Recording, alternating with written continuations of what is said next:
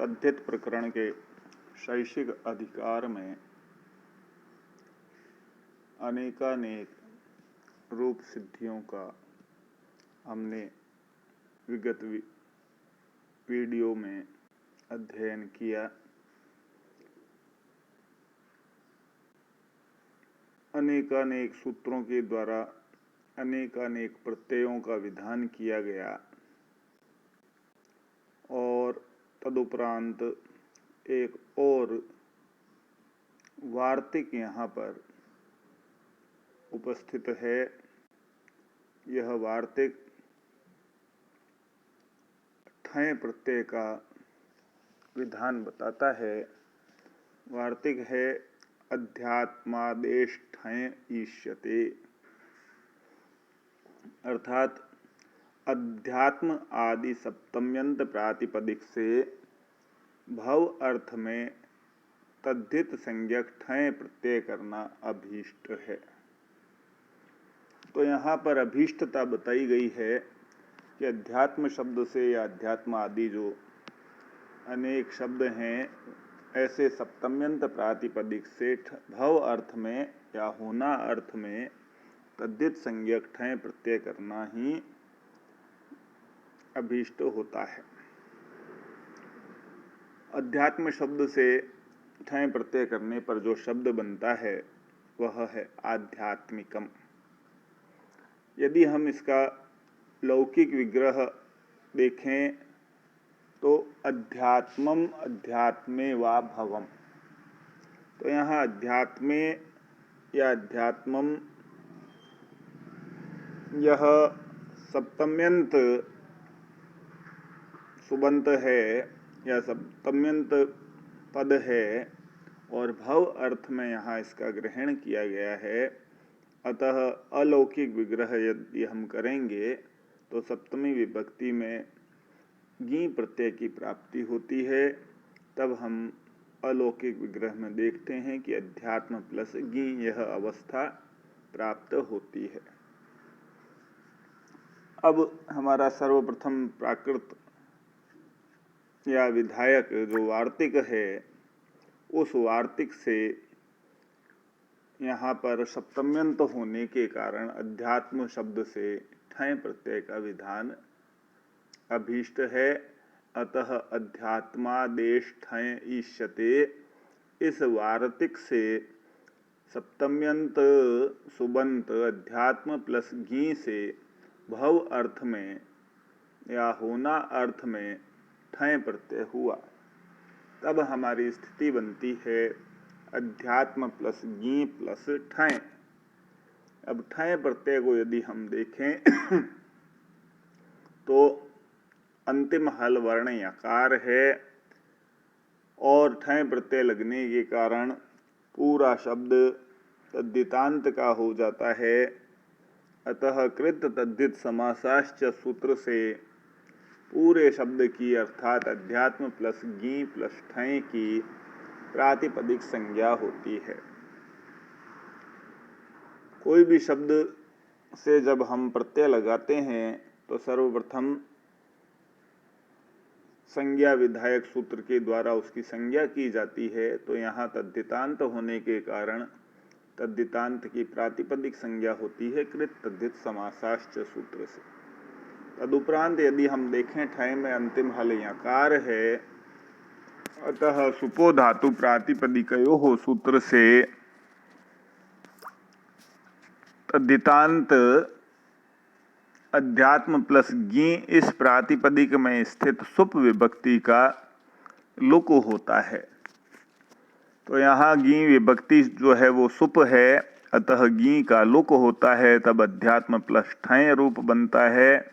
अब हम देखते हैं कि ठय में अंतिम हल वर्ण यकार है, तो अंतिम हल वर्ण की नित्य इत संज्ञा का विधान होता है। अतः हलंत्यम सूत्र से ठय के अंतिम हल यकार की इत संज्ञा हुई और जिसकी भी इत संज्ञा होती है उसका तस्य लोपः इस सूत्र से लोप हुआ करता है। तो इस प्रकार अध्यात्म की ठय के यकार की इत संज्ञा हुई। तदुपरांत ठस्येकः सूत्र से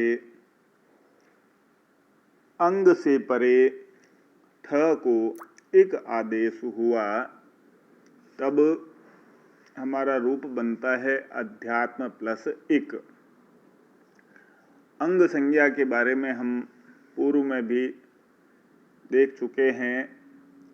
अंग संज्ञा किसकी होती है? तो कहते हैं यस्मात् प्रत्यय विधिस् तदादि प्रत्यय अंगम। जिससे प्रत्यय का विधान किया जाता है उस प्रत्यय से पूर्व वर्ण समुदाय की अंग संज्ञा होती है। तो यहाँ प्रत्यय ठक या ठय का विधान सप्तम्यंत अध्यात्म शब्द से हुआ था, अतः ठ के स्थान पर जो एक आदेश हुआ है उससे पूर्व वर्ण अध्यात्म की अंग संज्ञा हुई होती है और उस अध्यात्म से परे ठ को एक आदेश होता है। अब यहाँ ध्यान देने की बात यह है कि ठ हल वर्ण को एक आदेश हुआ करता है। दो प्रकार के मत प्रचलन में हैं। एक मत जो हल ठ को एक आदेश करता है, जिसे हम वर्ण पक्ष कहते हैं। उस वर्ण पक्ष का कहने का तात्पर्य यह है कि जो हल ठ को एक आदेश होता है तो ठ में स्थित अकार जो होता है वह उच्चारणार्थक होता है, अतः हल ठ को ही एक आदेश हुआ करता है। दूसरा पक्ष संघात पक्ष कहलाता है। संघात पक्ष में पूरे ठकार को अर्थात अदंत ठकार को एक आदेश का विधान बताता है। तो यहाँ हम हल ठ वर्ण को ही एक आदेश करना चाहते हैं या करना चाहिए, अतः उच्चारणार्थक मान करके हल ठ ही शेष रहता है। ऐसी स्थिति में ठ को एक आदेश हो जाता है। तद्धितेष्व चामादेह सूत्र से तद्धित यित प्रत्यय परे होने के कारण अध्यात्म के आदि आकार को वृद्धि आदेश होता है। तब हमारी स्थिति बनती है आध्यात्म प्लस एक। अब यहाँ पर तद्धित प्रत्यय परे होने के कारण भ संज्ञक टी का लोप प्राप्त होता है। भ संज्ञक टी क्या है? अचो अंत्यादि टी। अचो में जो अंतिम अच होता है वह टी वर्ण कहलाता है। और यचि भम सूत्र कहता है भ संज्ञा किसकी होती है? यकार अथवा अच परे होने पर पूर्व वर्ण समुदाय की भ संज्ञा होती है। तो इक में ई परे है, अच है, तो इससे पूर्व वर्ण समुदाय आध्यात्म की भ संज्ञा हुई। और यश्येति च कहता है भ संज्ञक टी का लोप होता है, तो अचो अंत्यादि टी से म में स्थित अंतिम अच अकार टी कहलाता है। तो यश्येति च सूत्र से तद्धित यित प्रत्यय परे होने के कारण या तद्धित प्रत्यय परे होने के कारण भ संज्ञक टी का लोप होता है, अर्थात मकार के आकार का लोप हुआ, तब म हल हुआ। ऐसी स्थिति में आध्यात्म प्लस एक अर्थात आध्यात्मिक रूप बना। अब आध्यात्मिक यह एक तद्धित का शब्द बन जाता है। तदुपरांत तद्धित के शब्द से पद बनाने की प्रक्रिया प्रारंभ होती है। तो पद बनाने के लिए हमें सुप आदि विभक्तियों की आवश्यकता रहती है। अतः सु औजस इत्यादि सूत्र के साथ सुपः, प्रत्ययः, परश्च और ज्ञाप प्रातिपदिकात, इन सूत्रों की सहायता से प्रातिपदिक आध्यात्मिक के से परे सुप प्रत्ययों का विधान होता है। सुप विभक्तियों में 21 प्रत्ययों का विधान है। तो 21 विभक्तियों के प्रत्ययों में क्रमशः प्रथमा विभक्ति, द्वितीय विभक्ति, तृतीय विभक्ति के प्रत्ययों को निर्दिष्ट किया गया है। अतः द्वयेकयोर द्विवचनैक वचने इस सूत्र की सहायता से प्रथमा विभक्ति एक वचन की विवक्षा में सुविभक्ति प्राप्त होती है। तब हमारी स्थिति बनती है आध्यात्मिक प्लस सु।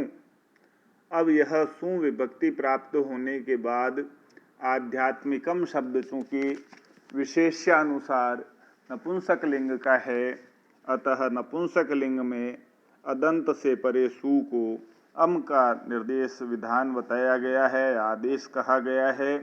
अतोम सूत्र से सु को अम आदेश हुआ नपुंसक लिंग में, तब हमारी स्थिति बनती है आध्यात्मिक प्लस अम।